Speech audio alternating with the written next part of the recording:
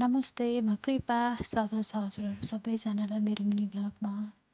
आज चाहिँ मेरो डे अफ अनि हामीहरू सबैजनाको रमाइलो तिहार। ह्याप्पी तिहार सबैजनालाई। ल, म चाहिँ लक्ष्मी पूजाको लागि सामान किन्नको लागि मार्केट हिँडेको। मलाई चाहिँ एउटा झिलिमिली किन्नुपर्ने थियो नि त, त्यसैले म चाहिँ मार्केट गएँ र झिलिमिली किनेर पनि फर्केँ। त्यस पछाडि चाहिँ ढिलो नगरिकन म लक्ष्मी माताको पिक्चरहरू किन्नु थियो, त्यसैले त्यता गएँ।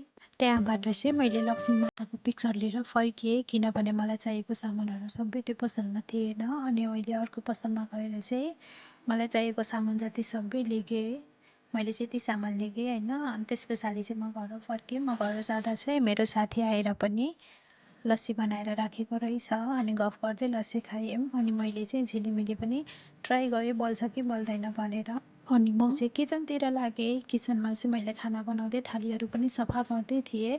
मेरो साथीले चाहिँ रुममा सफा गरिरहेको थियो नि त, त्यही भएर दुईजनाले मिलेर काम गरिरहेको थिएँ। म रुममा आउँदा चाहिँ साथीले डेकोरेसन गरेर सकेको थिएन, त्यही भएर दुईजनै मिलेर छिटो छिटो काम गऱ्यौँ। त्यस पछाडि चाहिँ फाइनली लक्ष्मी पूजा गर्न थाल्यौँ। लक्ष्मी माताले हामी सबैको घरमा बास गरून्। हामी दुईजनाले चाहिँ पूजा सकेर पनि फोटोहरू खिच्न थाल्यौँ।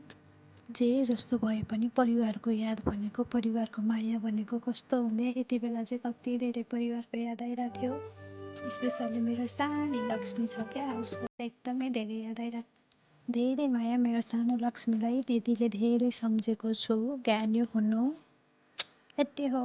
Thank you so much everyone. By by.